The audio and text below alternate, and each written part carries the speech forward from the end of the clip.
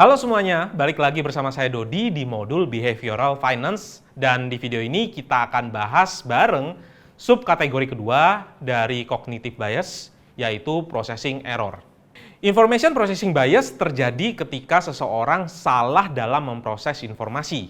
Nah, subkategori ini agak berbeda ya sama yang belief perseverance karena biasnya cenderung tidak terlalu terkait dengan mispersepsi yang biasa kejadian. Namun lebih kepada kesalahan dalam mengelola dan memproses informasi. Misalnya, tidak memvalidasi sumber informasi, ataupun terlalu berpatokan sama satu informasi dan contoh-contoh lainnya. Dampaknya adalah timbul potensi kesalahan dalam pengambilan keputusan investasi. Secara basis analisis juga tidak tepat. Nah, kita akan bahas satu persatu ya. Dan yang pertama itu adalah anchoring dan adjustment bias. Bias ini bikin orang menganggap informasi awal yang ia terima itu sudah pasti benar. Sehingga dia menjadikan informasi tersebut sebagai patokan dalam memproses informasi baru dan mengambil keputusan. Sebagai contoh, seorang investor membeli saham di harga 70. Namun harganya turun terus-menerus karena perusahaan mengalami penurunan kinerja secara signifikan. Setelah harga menyentuh angka 50, investor tersebut menolak untuk jual rugi karena ia terpaku secara psikologis pada harga belinya. Dia meyakini bahwa harga belinya akan kembali ke harga beli tersebut meskipun hal itu sudah tidak realistis lagi. Bias ini bisa diatasi kalau kita tidak gampang untuk menarik kesimpulan. Nah, ada baiknya buatlah daftar pertimbangan dari informasi tentang hal yang sedang dianalisis dari berbagai macam sumber. Dengan begitu, kamu tidak akan berpatokan hanya pada satu informasi saja. Berikutnya, ada mental accounting bias. Bias akuntansi mental adalah kecenderungan seseorang untuk membuat atau menilai keputusan ekonomi dengan mengelompokkan aset atau sumber uang dalam beberapa akun yang terpisah. Dinamakan akuntansi karena bias ini berhubungan dengan akun-akun terpisah seperti dalam buku besar akuntansi. Sementara kata mental itu digunakan karena akun-akun ini adanya bukan secara fisik tetapi dalam pikiran dan subjektif.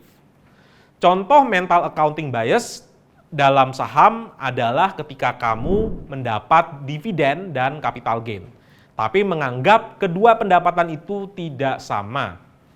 Investor cenderung bersedia membelanjakan dividen tetapi tidak rela merealisasikan capital gain. Bias semacam ini pada akhirnya membuat investor membuat akun yang berbeda untuk dividen dan untuk capital gain. Kenapa bisa begitu? Capital gain itu didapat setelah kamu bekerja keras dalam menganalisis sebuah saham yang harganya berpotensi naik, sedangkan dividen itu seperti durian runtuh yang dapatnya tidak perlu usaha keras.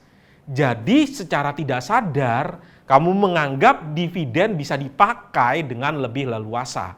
Toh dapatnya juga tidak pakai keringat. Tapi sebetulnya kebiasaan ini tidak efisien untuk seorang investor.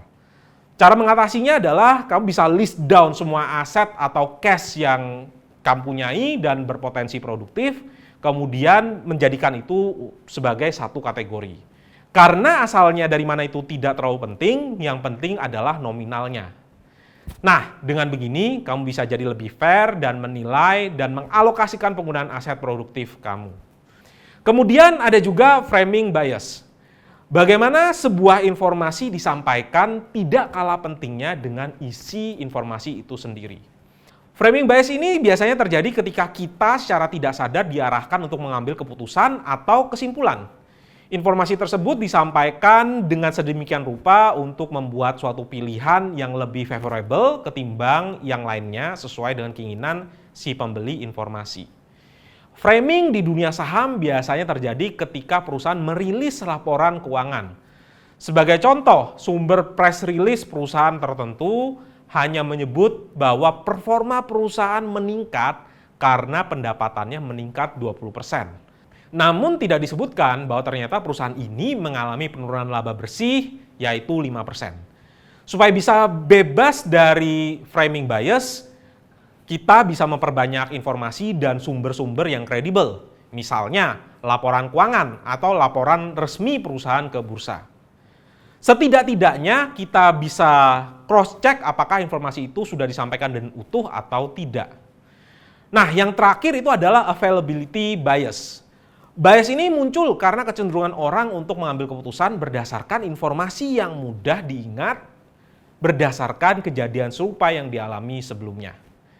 Karena biasanya ketika disuruh menarik kesimpulan dari hal yang rumit, orang akan mencari langkah cepat berdasarkan rule of thumb, sehingga bias ini sering disebut juga dengan mental shortcut. Contohnya ketika market sedang bullish dan sebuah saham tertentu terus mengalami arah berjilid-jilid, investor yang punya availability bias akan menganggap bahwa harga saham tersebut akan naik kembali keesokan harinya, sehingga dia membeli saham tersebut. Padahal belum tentu harga saham tadi akan kembali naik keesokan harinya.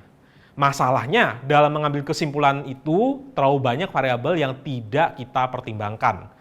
Supaya terhindar dari bias ini, kita perlu membiasakan diri untuk memperbanyak informasi sebelum mengambil keputusan. Nah, kita juga bisa baca-baca, analisis, ataupun dengar perspektif dari orang lain untuk memperkaya informasi kita. Kesimpulannya, bias-bias di chapter ini muncul akibat informasi yang tidak diproses dengan sempurna. Jadi, kita sebagai investor harus bisa memastikan kalau kesimpulan dan keputusan investasi diambil dari proses yang runut dan logis, bahkan sejak tahap pengumpulan informasi.